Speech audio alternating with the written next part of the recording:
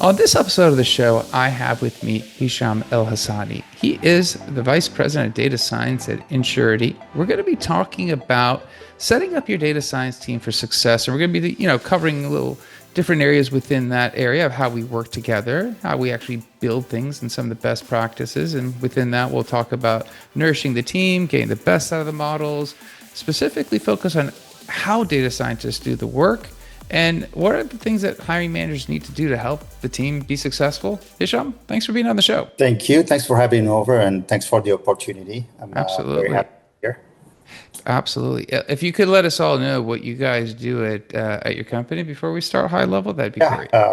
Insurity is one of the main companies, software companies that support the insurance industry by providing policy admin systems as well as claim admin system, among other things.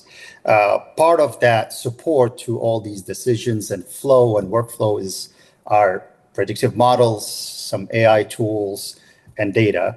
And that's where my data science teams help create those decision systems, the data, as well as the scores, and help our customers actually make decisions, most likely during the claim management or underwriting and pricing.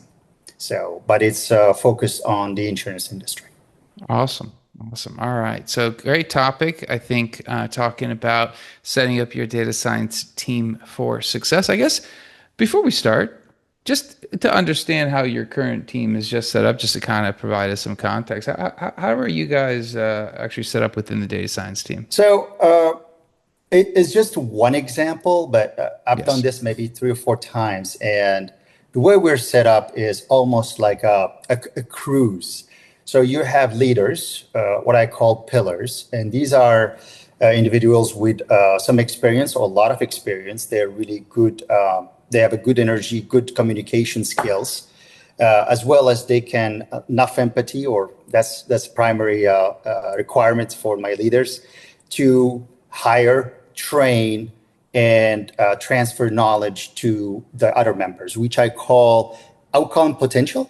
Because of budgets, you cannot afford to just hire experts. So you might focus on 2 or 3 experts that you know, and then empower them to hire more, I would say, potential people that have a good energy, they're passionate, and they have the tools and the indicator that the learning curve will be very, very short, because we just cannot afford, years and years of training. And that's usually how that pyramid is structured. Now, the teams are actually not specialized. A lot of companies, and to me, and after 18 years of experience, building a specialized team. When I say specialized, you have a team focused on a certain business problem or vertical or a product. And the other team is only focused on, let's say, insurance, personal line. And then you have commercial line, and you have telematics, which is good because they build knowledge, they build experience, they get exposed to the data, to the problems over time. The problem is not everything goes in parallel. You have people that quit in one area and another. You have more demand in some product, and you don't have time to fulfill those requirements or deliver. So what you want to have is team that has, first of all, within the team is multidisciplinary team. So you have statisticians, you have mathematicians, you have computer science, you have physics, you name it. I think it's good to have that different angle of approach and to solve the problem. And that structure is replicated between crews, what I call crews. And what happened is, that team might work a year or year and a half solving climate or claim information, or helping customers in the claim management. Then some of those teams will transfer in the next cycle to auto and understand how crash works, how crash relate to claims. And now what happened is they build one experience on the first crew. They use the analogies they learned to transmit that and to apply on a different line of business. And they're data scientists. They're hard to find, hard to train, so they don't get bored. That's a really number one impact on retention, because they get exposure and things change and it's more different things to solve. And that's exactly how it's structured from team to team to team. I even had, even location was relevant, is US, they will travel and work on the European team 3 or 4 months a year to get a different European view, GDPRs, different regulations, and vice versa. So you really have to maintain that freshness, that exposure. And that's usually my philosophy in creating and setting up teams, which is not always accepted, I would say, because it's just simple, especially from a business perspective. It's very simple for them to have dedicated person over and over, but you pay for it on the long term. I think retention is the number one issue with a lot of data scientists, and domain knowledge. And I really think that once you get exposed to multiple line of business, multiple voice of customers and problems, you actually become more efficient, more independent, more accountable, and you love what you do. To me, it's the fastest way to get to a really high level. Interesting. I guess within that context, when we talk about, having data scientists exposed to a lot of different domains, I guess, how do you counter, the view of that needing some amount of domain expertise or domain expertise facilitating, better business outcomes? Is that a concern, or do data scientists, in your view, ramp up pretty quickly whenever they are dropped into a new, business domain? I think if you provide the right training at the right time, and everybody's different. Every single data scientist is very different. So you really have to tailor the program, the training to them overall. You can't just, depends on a cultural background. It could be a language barrier. It could be a lot of things. But it is essential that not only because they can help and wear many hats to listen to the customer, listen to the voice and the problems, work on the requirements, work with technology to deploy a tool, as well as do customer testing and hear the feedback.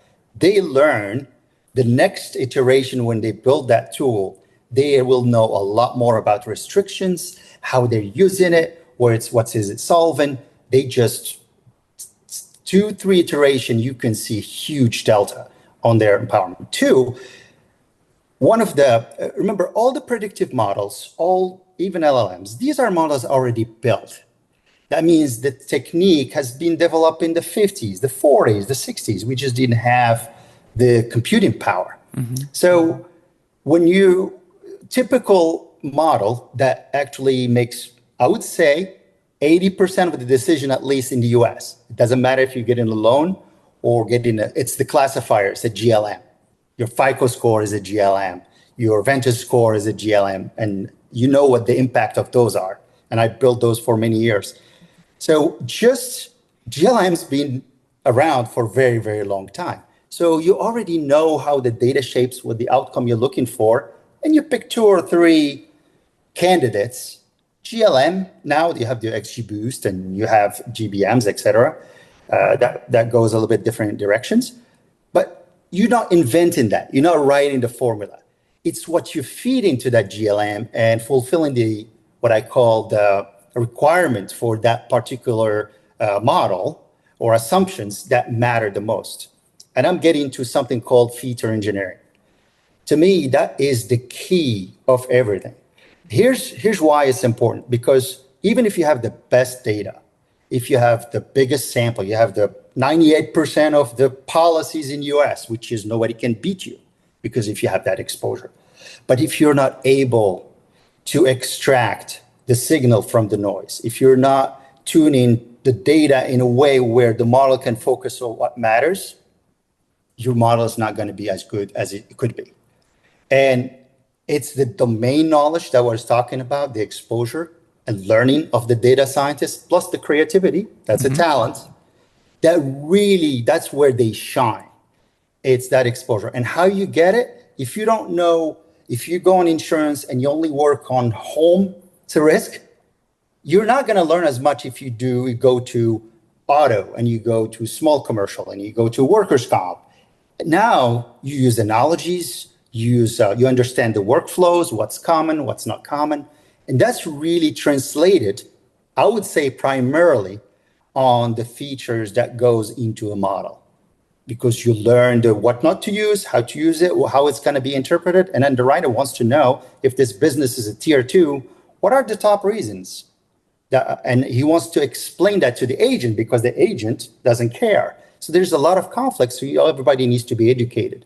And if you have a good data scientist that understand domain knowledge, and this could be in financial services as well, they will make sure to give the right tools and the right information into a decision. So it's not just, this is a sound decision, and I built the best model, but it says why the score is high or low, the classes is high or low, and the risk is high or low, for example.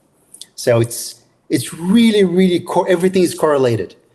And if you haven't done it, and I used to be the plumber, I used to be the carpenter, I used to be, before becoming an architect or an engineer, you're not going to understand that. And you have to be able to open and listen. The good news is there are some leaders out there that are not necessarily in analytics, but they like and they're good at listening and helping you and empowering you to do these things and execute on it. Unfortunately, like everything else, you have the other side, which is a little bit, that is probably one of the biggest challenges in data science and data science mind, is being listened to. Absolutely. I guess just out of kind of curiosity, if I run my team differently, right, and you have a particular view of how your team should be run, obviously you have, you provide good training, you don't worry about the domain too much. If I'm a hiring manager and I'm listening to this, I'm a data science leader and I'm thinking, well, I do value domain expertise. I do value some of the things opposite to what Hicham is saying. What advice do you have for people to want to test out your approach to setting up data science teams? Well, first of all, I have data. If you look at the Deloitte's and the Big Five, or used to be Big Five, and other companies, successful companies, even in Europe, if you go beyond the US, you'll find something, a keyword called, or towards center of excellence. Center of excellence is when you take the data science and put it underneath everything from data acquisition, building data, building attributes, building insights, all the way to products, all the way to value proposition and presentations, seminars, because you are using a lot more horsepower in everything you do. I'll give you an example, just value proposition, right? Salesperson comes and have a slides. And what they tend to do is overwhelm a customer. Of course, data science would go all the way to the other way and be very, very specific and probably would come up with 2 or 3 slides. And it's really, that's when I think the data science comes in, is the attention span of any customer within the first 5 to 10 minutes, they'll make a decision. And it's very important that you tell them what exactly they're looking for. And having a data scientist with experience, not a green data scientist, helps you focus that value proposition. And value proposition, I might disagree with a lot of people, it's not the same slides to everyone. Mm-hmm. Every customer has a need. It needs to be tailored, and the information comes back, who the audience, is it an actuary, is it an underwriter? And that's where we really can tailor any message in a way that will impact that person on the other side. So that's an example of data science helping you creating value proposition. I can tell you data science can help you price a product, because a lot of pricing products are very known methodologies, but there is a price elasticity for customers. There is, you look at this company A versus B, you look at their loss ratio is 85% or 9%. They're doing something great. And overall, the market is 100 or 98%. You know that you're not going to talk to that person or that carrier the same way as the 110 loss ratio person. So, and you should not be pricing it either that way. And it's the opposite of what you think. I'll have to price it cheaper for the high performer and more expensive for the low performer, because they're going to get a lot more value out of it. So there's so many ways that data science impact all the facets of a product from start to finish. And why not use it? First of all, they get excited. They give you a lot of energy and data, and you can pick and choose. You don't have to go with everything. To me, it's like you're just wasting resources and very smart people.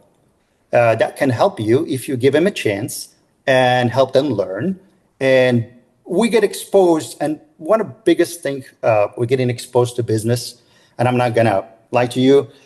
I was in engineering school, then I was a statistician as well by trade. They never teach you communication, public speaking, how to read the room, psychology. When you go to business school, they teach you all that. So that's why they can speak better, they can explain better, and perception is reality. So we tend to gain a lot from that exposure and just mimicking what they say, understanding, word like a value proposition or go to market. It's not something that I learned before I came into the business, but they had an impact, and there's a reason. So anyway, to me, it's a waste not to use them for across the continuum. It's really a waste. And not only the continuum, but different problems and different products, because they can apply those analogies very, very quickly. And cross-pollination is the best thing. Cross-pollination, when you expose people, business with data scientists working together, I always find the best formula, and we do a lot of POCs, and then the business makes, go, no go decision, 6 to 8 weeks usually, and then move to the next one. You don't want to waste a lot of time. And that's really when you can impact the business, even from saving costs and doing a lot of these things. And these, I would say after 2-3 years, these data scientists are a different person. They can speak better. They have more confidence. Unfortunately, their market value goes up. Now you have to think about the next thing to do to keep them on board. So, but at the same time, if I can take value from somebody from 3 to 5 years, I think it's okay. If they can find something much better, they should go, and I will encourage them to move on and learn new things and go up in the echelon, I would say. So, I love that.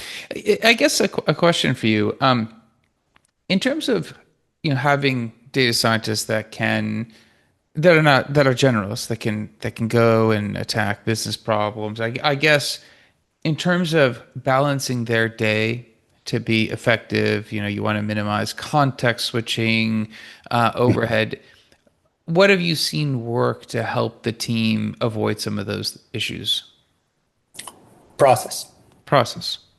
So every team I had, you can classify the things that we do into 4 or 5 classes, from proof of concept, any concept. EDA, that means exploratory data analysis. Oh, is this data? What's in this data? Let's discover what's in it. Is it correlated to something? Is it complete? What's the fill rate? Those basic things. And then you have modeling. We can build a tool. And then you have evaluation with working with the customer. So the process is a matrix of 4 big buckets. And then you have milestones. And those milestones are tasks. And then they add up to a milestone. And I call it milestone because that's when you have a readout and you check with someone, or you present it. Are we going the right? Are the results positive? Should we stop? Should we go, etc.? Usually it's about 5 to 7 milestones of these. And each task or milestone has an average or a range of the ETA. How long does it take usually to do that? So that's the first thing we teach them is that matrix. And then we run them through the already proven model that was built in the past. We give them the data, we train them until they understand the nuances of all those milestones. Now they have a structure in hand. They can take any ask, any requirement coming internally or externally, and put it somewhere and have it well defined with ETAs and ranges and a project plan in fact, they have to do their project plan and they have to present it to the project managers and the business product, et cetera. So that's another learning. So once they have that routine in hand, they know when to stop and not to digress and then start trying to make things perfect. So that structure to me helped them focus. And the reason is focus is a nice word. It's overused, but it's so important. And the focus is on execution. I think one of the biggest problem I've seen now that I moved to a software more sophisticated in terms of platforms is the execution. The execution of AI is not as easy as people think. First of all, it's not going to replace everyone. Two, because if I'm doing fine tuning now, right? It's Yes, use LLM, but there's a lot of errors, and there is a reason. There are things you can do and mix it up with ML and do a lot of better things. But it's the execution of a plan that is the biggest enemy of a lot of companies. They tend to go multiple directions. They tend to just what I call, or somebody that I knew used to call them shiny hooks, and do not follow all the shiny hooks. Focus on 3 or 4 things, and that's usually a guidance from the corporate vision. That's very important that everybody use that as the North Star, because we work for a business in general. And make sure that, and as a manager, I need to remove all the anchors. I need to empower them so they can execute and deliver. So if they keep that as the priority, I think they won't get, most of them, 90% of the time, if they're well managed and informed, they will execute really well. Now, it's not very sexy, because a lot of things that you can see are, oh, look at this cool, what you call vaporware, right? Look at this cool tool. We can do climate, roof, this, and that. What problem are you solving? So if you really can narrow it down and focus on the problem and how we're going to execute it and follow up on it, that's all you need. You'll be very, very successful.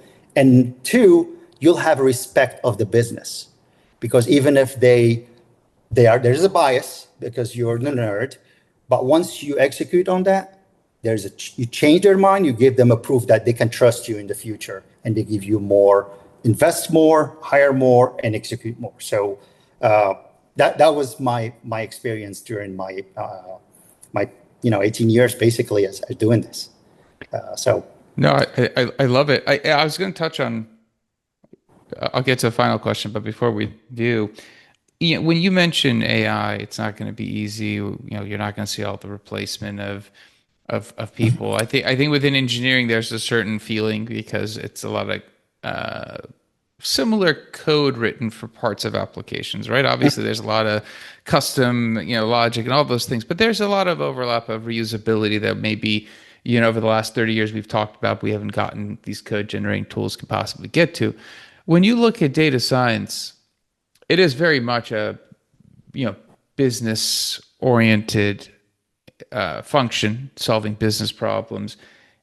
What will tools that we're seeing out in the market that will gravitate towards data science, what will they start helping with? I mean, are there areas of opportunity? Obviously, as you said, a lot of these models have already, the technology is there. It's not like we're, inventing something new in a lot of cases, but the business application is unique to every company and their parameters.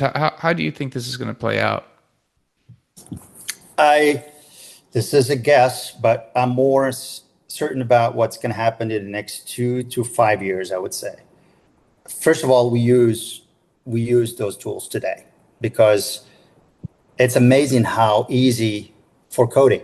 It's just like your little helper, and he codes, and I deployed that within my team past 2 months. I can see already the difference.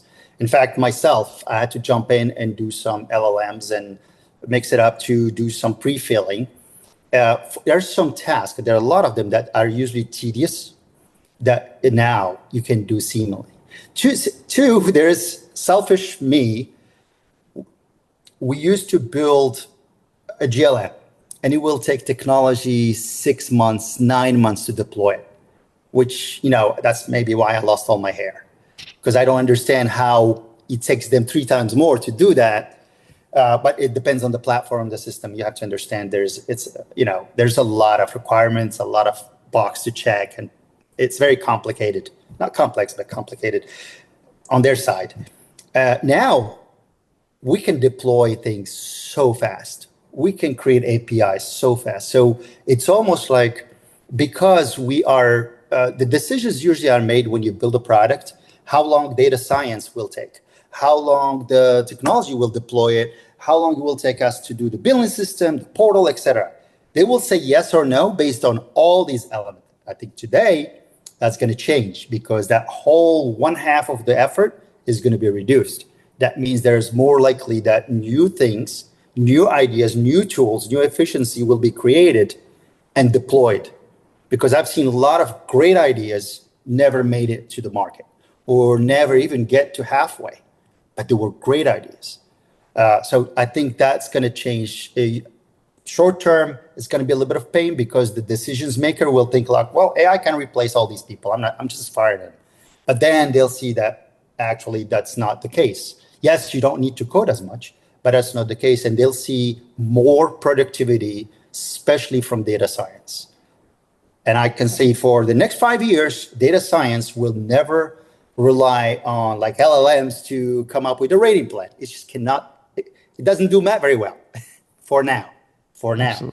Absolutely. For now. That actually is a key distinction. Yes. I guess maybe last question for you. When we're looking at, things to avoid in setting up your data science team for success, I know you've covered a lot of, some of the process, you've covered a lot of different things. You've been doing this for a while as well. I mean, are there things that or things that you like from learning experience, you're like, these are things that don't do? There are a few things here and there, but there are some basic habits that data science have to have, or you can implement within your data science team, especially with junior folks that you get that are smart. It's really simple. Documentation. Documenting your code, documenting your readouts, documenting your attributes, documenting your way and your requirements. Why did you build this model? Who asked for it? What was the problem to solve? What was the business objective? What are the measure of success that you communicated to them? Very simple things that people tend not to do. Is it organization? Maybe it is. It should be. It should be. To me, it should be. You must have, especially now that we have the tools to do it. So to me, documentation is a must in order to succeed. And when you have somebody leaving, somebody taking their project in midway, that type of thing, because one of the biggest thing that kills a project, and I've seen it many, many times, and it doesn't matter if it's a data company or software company, is the dependencies.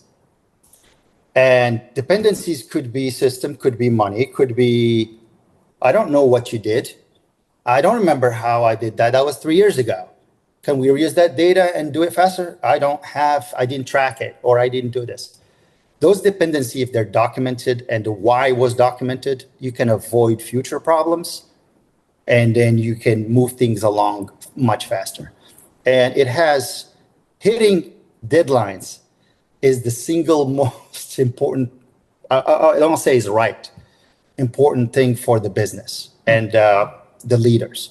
If you hit your target and I always kind of cheat and say, never ever meet your expectation, always exceed it.